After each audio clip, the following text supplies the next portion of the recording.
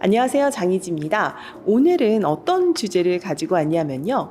세계적으로 유명한 인물들이 사람들을 그토록 열광적으로 만들 수 있었던 그 이유에 대해서 함께 이야기를 나누어 보려고 합니다. 여러분은 러셀 브런슨이라고 혹시 들어본 적 있으신가요? 클릭퍼널스의 공동 창립자이자 디지털 마케팅, 그리고 제가 하고 있는 이 퍼널 마케팅의 전문가로 잘 알려져 있는 사람인데요.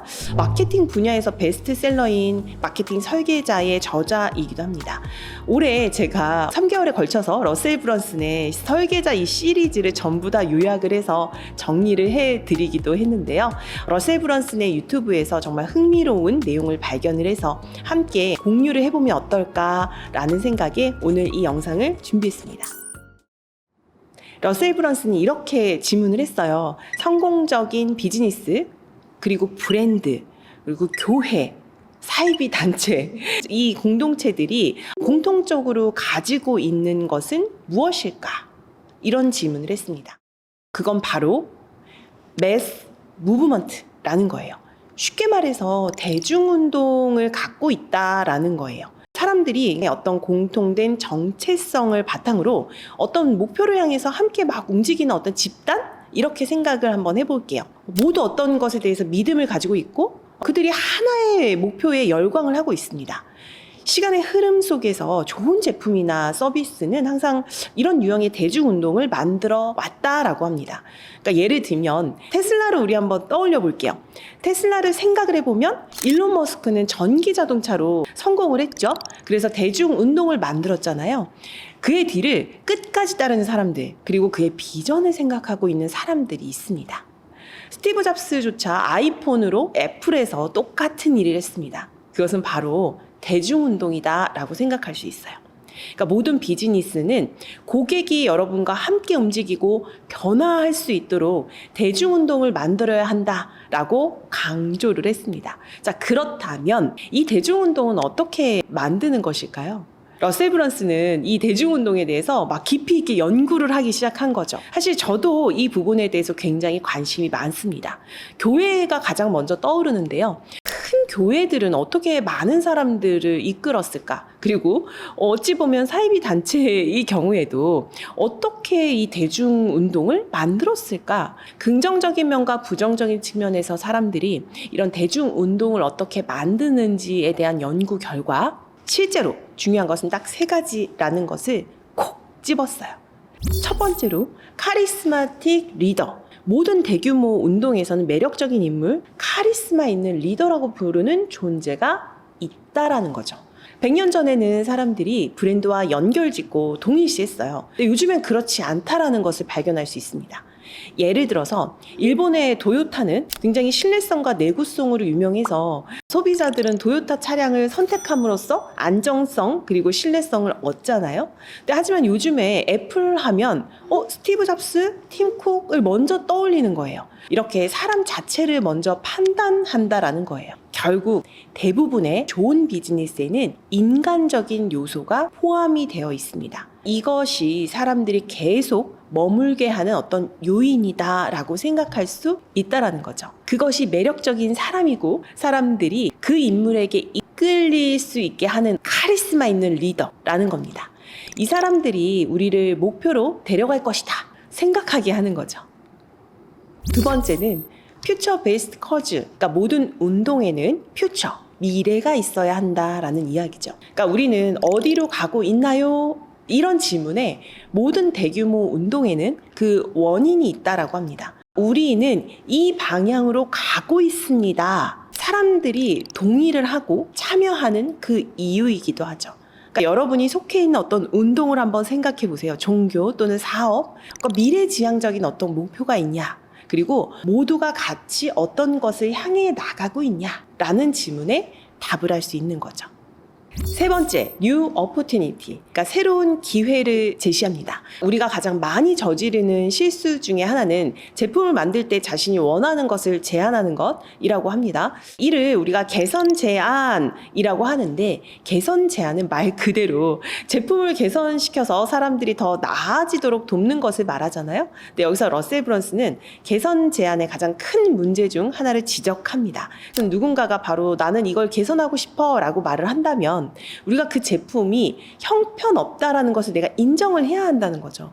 왜냐하면 사람들을 더 나아지기 위해서 제품을 그 부분이 좀 부족하다라는 것을 인정해야 하고 그래야 개선이 되는 거니까요.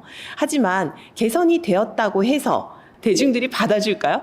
아니요. 제품을 만든 그 회사를 믿고 있는 사람들만 받아들일 것입니다. 그래서 러셀 브런슨은 개선 제안이 아니라 새로운 기회를 제시를 했습니다. 만약 내가 새로운 기회를 제공을 한다면 이렇게 말하는 거예요.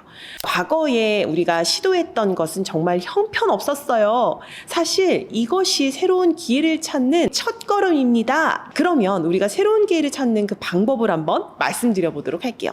자, 산을 하나 그려볼게요. 여기 산이 있고 사람들이 얻고자 하는 그 결과가 있습니다. 그죠? 자, 그들이 산 꼭대기를 목표로 하고 있다라는 거죠. 그러니까 나는 돈을 벌고 싶다. 나는 살을 빼고 싶다. 새 차를 사고 싶다. 이렇게 사람들이 원하는 결과가 꼭대기 있어요. 첫 번째, 고객이 얻고자 하는 결과를 명확하게 설정합니다. 그리고 두 번째, 그 다음에 고객이 현재 그 결과를 얻기 위해서 어떤 방법을 사용하고 있는지를 파악을 하셔야 돼요. 살을 빼기 위해서 어떤 다이어트 약을 먹고 있다 등 그 이유를 생각해 보는 거죠. 세 번째는 현재 고객이 하고 있는 그 방법이 부족하다라는 것을 우리가 증명하고 새로운 기회를 제시한다라는 거죠. And like that car you're in now, it sucks. It's not going to get you your result. You want a 10x, not going to happen. But I've got a car that's way better. Get out of your car, come into my Ferrari. This Ferrari over here, this car is better, it's faster, it's stronger, and it'll get you your result way faster. 지금 제 앞에 있는 요 맥북의 창시자 스티브 잡스의 이야기를 해보도록 할게요. 최초의 개인용 컴퓨터 알테어 8800 그 당시에는 굉장히 혁신적이었고 전문가들에게는 되게 큰 영향을 줬지만 일반 사람들이 사용하기에는 좀 어려웠습니다. 좀 복잡한 인터페이스, 누가 봐도 조립이 되게 어려워 보이죠?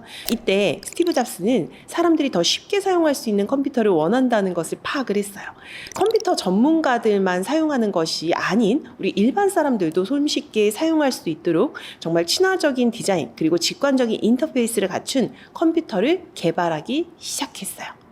당시 사람들은 좀 복잡하고 조립이 어려운 컴퓨터를 사용하고 있었습니다. 상황을 간단하게 간략하게 말씀드리자면 직접 부품을 사서 조립하는 시대라는 점을 좀 이해를 하시기 부탁드립니다. 컴퓨터의 시초 알테어 8800과 같은 컴퓨터는 조립 과정이 굉장히 까다롭고 기술적인 지식이 없는 사람들은 접근하기 어렵기에 스티브 잡스는 이러한 문제를 파악을 하고 사람들이 더 쉽게 컴퓨터를 사용하고 조립할 수 있는 방법을 제공하고자 했습니다. 이렇게 스티브 잡스는 애플 1을 완성을 시킨 후 기존의 컴퓨터들이 얼마나 복잡하게 사용하기 어려웠는지를 강조를 하기 시작한 거죠. 그렇게 애플 2는 이러한 어떤 접근성을 더욱더 확장을 시켰고 더 많은 사람들이 쉽게 사용할 수 있는 완전한 컴퓨터로 자리를 잡게 되었습니다. 이렇게 스티븐 잡스는 고객이 쉽게 조립하고 싶어 한다라는 원하는 결과를 명확하게 설정을 했죠. 그리고 고객들이 현재 그 결과를 얻기 위해서 사용하고 있는 그 방법의 문제점을 파악을 했습니다. 이후에 애플 1과 애플 2에서 기존의 방식의 부족함을 증명을 하고 새로운 기회를 제시함으로써 대중운동을 이끌어냈습니다. 이런 전략이 사람들이 스티브 잡스의 제품을 선택하게 되는 굉장히 중요한 요인이 되었다는 것이죠. 오늘 이렇게 세계적으로 유명한 인물들이 사람들을 그토록 열광적으로 이끌 수 있었던 이유, 그 방법에 대해서 한번 이야기를 나눠봤는데요. 우리가 카리스마가 있는 리더, 그리고 미래지향적인 어떤 목표, 그리고 새로운 기회를 제공하는 성공적인 비즈니스, 브랜드를 만들기 위한 필수적인 요소라는 점을 다시 한번 강조하고 싶습니다. 그러니까 여러분도 오늘 이 내용을 바탕으로 해서 나의 비즈니스, 나의 개인적인 프로젝트를 한번 적용을 해보세요. 단순히 우리가 제품이나 서비스를 개선하는 데 그치지 말고요. 새로운 기회를 제시를 하고 사람들을 열광시킬 수 있는 대중운동을 한번 만들어 보세요. 오늘의 영상이 유익하셨다면 좋아요와 구독을 눌러주세요. 궁금한 점이나 추가로 듣고 싶은 주제가 있다면 댓글로 남겨주시면 앞으로 정말 유익한 정보로 찾아뵙도록 하겠습니다. 감사합니다.